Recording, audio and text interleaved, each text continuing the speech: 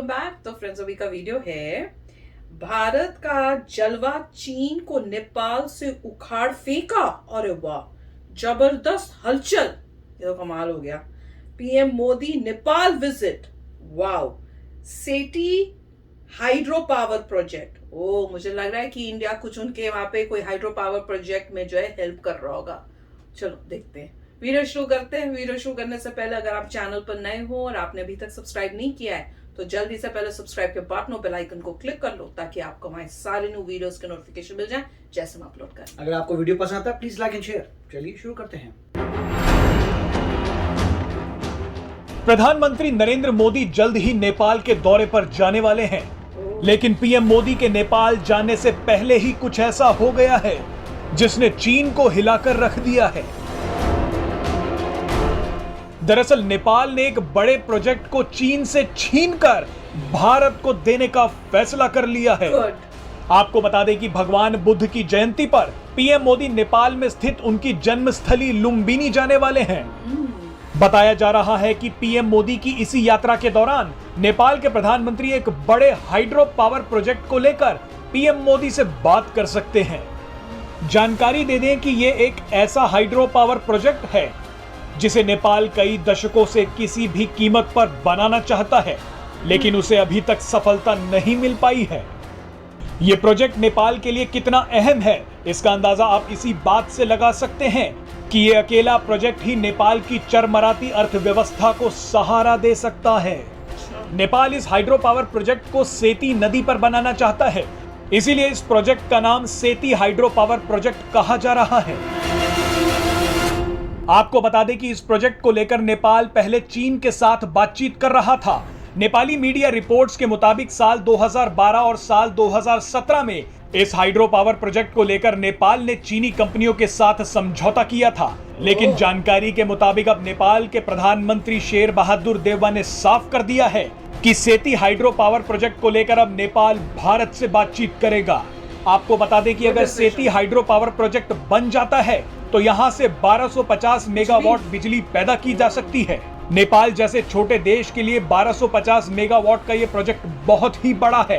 नेपाल हमेशा से ही इस प्रोजेक्ट से पैदा हुई बिजली को भारत को बेचना चाहता था। जानकारी के लिए बता दें कि सेती हाइड्रो पावर प्रोजेक्ट का काम सबसे पहले फ्रांस और ऑस्ट्रेलिया को मिलने वाला था, लेकिन इन देशों की नेपाल के साथ सहमति नहीं बन पाई। फ्रांस और ऑस्ट्रेलिया के बाद नेपाल 2 बार चीन के पास पहुंचा। हैरानी की बात तो यह है कि जब नेपाल इस पावर प्रोजेक्ट की बिजली भारत को बेचना चाहता है तो फिर वो चीन के पास क्यों गया, भारत के पास क्यों नहीं आया। बहरहाल चीन के पास जाने का खामियाजा नेपाल को भुगतना भी पड़ गया। मोदी सरकार ने यह साफ कर दिया था कि वो नेपाल के उस प्रोजेक्ट से बिजली नहीं खरीदेंगे जिसमें किसी भी रूप से चीन की दखलंदाजी हो। आखिरकार नेपाल को यह समझ आ गया कि भारत की मदद के बिना उसका यह बड़ा प्रोजेक्ट कभी पूरा नहीं हो सकता। तो फ्रेंड्स, पहले मुझे लगा कि नेपाल को समझ आ गई, हाँ, पर एंड में पता चला एक्चुअल में समझ नहीं आई। इंडिया ने जब स्टैंड लिया कि भाई अगर तुमने ये जो है प्रोजेक्ट ये चाइना के साथ मिलके बनाया तो इस प्रोजेक्ट से जो बिजली आएगी हम नहीं खरीदेंगे तुमसे, क्योंकि हम चाइना की चीजें जो है वो बंद करनी हुई है हम नहीं लेते। तो उस वजह से फिर नेपाल को हुआ कि भैया बनवा तो लेंगे, जब बेच ही नहीं सकते इंडिया को तो फिर फायदा क्या होगा। तो उसकी वजह से मेरे को लग रहा है कि फिर उन्होंने अपना माइंड चेंज किया और कोशिश अब उनकी ये है कि जो है इंडिया ही इस प्रोजेक्ट में जो है हेल्प करे। पर देखो कितनी हैरानी की बात थी कि पहले फ्रांस और ऑस्ट्रेलिया शायद कह रहे थे उनके साथ मिलके होना था, पर बात नहीं बनी। अब क्यों नहीं बनी ये इन्होंने बताया नहीं। फिर ये गए हैं, न्यूज के हिसाब से ये लग रहा है कि नेपाल गया है चाइना के पास ये प्रोजेक्ट लेके कि वो इसमें फाइनेंशियली हेल्प करे, बनाने में हेल्प करें। और उनके लिए बहुत इंपॉर्टेंट है कि इसलिए वो हर कंट्री के पास जा जाके बोल रहे हैं कि कोई बनवा दे।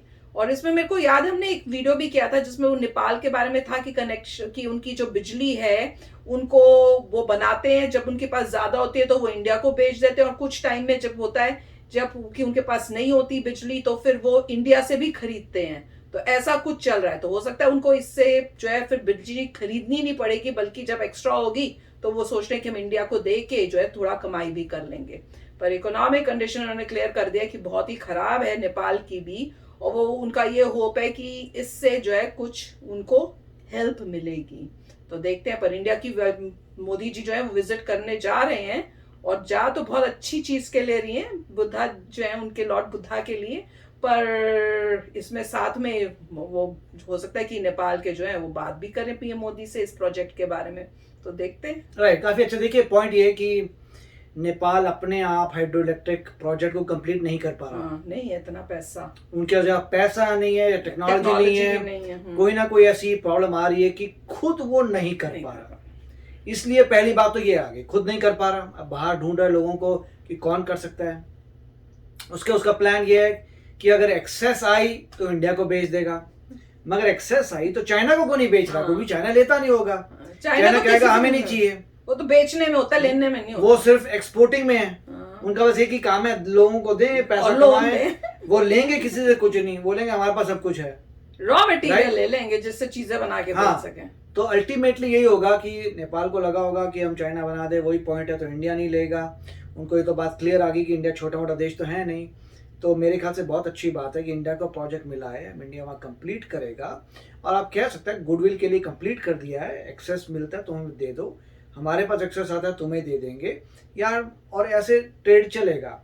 एक समय पे नेपाल जो है वो डेफिनेटली चाइना के साथ जा रहा था, आपने देखा होगा, काफी हद तक चला गया था। ये तो चेंज आई है, जब गवर्नमेंट चेंज हुई है तब हुआ। जैसे हर एक जिंदगी में डेमोक्रेसी में होता है, उनका जो ओपोनेंट है वो इंडिया के साथ है। फाइनली अब ओपोनेंट पावर में आया है तो इंडिया के साथ बातचीत हो रही है। तो ये बहुत जरूरी है कि ये सब देखा जाए कि आसपास कंट्रीज में सही पॉलिटिकल पार्टीज रहे, मगर फिर भी ये हो रहा है कि हर कंट्री अपना फायदा देखती है। कोई भाईचारे वाली बात नहीं है कि इंडिया से दोस्ती है चलो इंडिया से करवाते हैं, नहीं, भाईचारा नहीं, प्रॉफिट कहां पे है। और बोल रहे हैं चाइना के बाद 3 बार जा चुका है, 2-3 बार नेगोशिएट कर रहा है, सबसे नेगोशिएट कर रहा है, अल्टीमेटली इंडिया। मेरे ख्याल से जो भी श्रीलंका की बैंकरप्सी आई है उससे भी चेंज आया होगा। पर लग नहीं रहा सी कितनी मिल रही है लोगों को, मुझे तो लग रहा है श्रीलंका की जो बैंकरप्सी हुई है और बांग्लादेश में जो प्रॉब्लम्स आ रही हैं, पाकिस्तान में प्रॉब्लम्स आ रही हैं, उनको कुछ तो नजर आ रहा होगा भैया जो भी डील कर रहा है चाइना के साथ, उनकी कंट्रीज में बड़ी मेजर प्रॉब्लम आ रही है। तो हो सकता है, और उनको शायद अब सिमिलैरिटी भी पता नहीं, पहले दिख नहीं रही थी क्या कि लॉर्ड बुद्धा की वहां पे बोल रहे हैं कि जन्म स्थान है, राइट। ये सब बातें जो उनको दिखती नहीं है कि कौन सिमिलर है। तुम किसके साथ, क्या चाइना में बुद्धिज्म है? एक समय हिस्ट्री देखें तो एक समय पे बुद्धिज्म गया था चाइना में, फिर उन्होंने अपना वर्जन उसको क्रिएट किया, उसके बाद उनको लगा नहीं यार ये बात नहीं बन रही, तो अब अपने इंडिजिनस को वापस लेके आ रहे हैं। एक समय पे अब आप देखेंगे तो आपको नजर आएगा कि चाइना में बुद्धिज्म कम है, क्योंकि उनके इंडिजिनस जो फोक वाले हैं उसको प्रमोट कर रहे हैं, दूसरे रिलीजन्स को नहीं। तो काफी पॉलिटिक्स है, मगर काफी अच्छा वीडियो था। इंडिया का स्टैंड देख के ना मजा ही आ गया। तो चलो फ्रेंड्स चलते हैं, मिलेंगे नेक्स्ट वीडियो में बहुत ही जल्द। Till then take care and bye bye. तो अगर आप मेरे इस चैनल पे नए हो तो जल्दी से सब्सक्राइब के बटन को हिट करो और बेल आइकन को क्लिक करो, ताकि आपको मेरा जब नया वीडियो मैं लगाऊं आपको उसके बारे में जल्दी से पता चल जाए।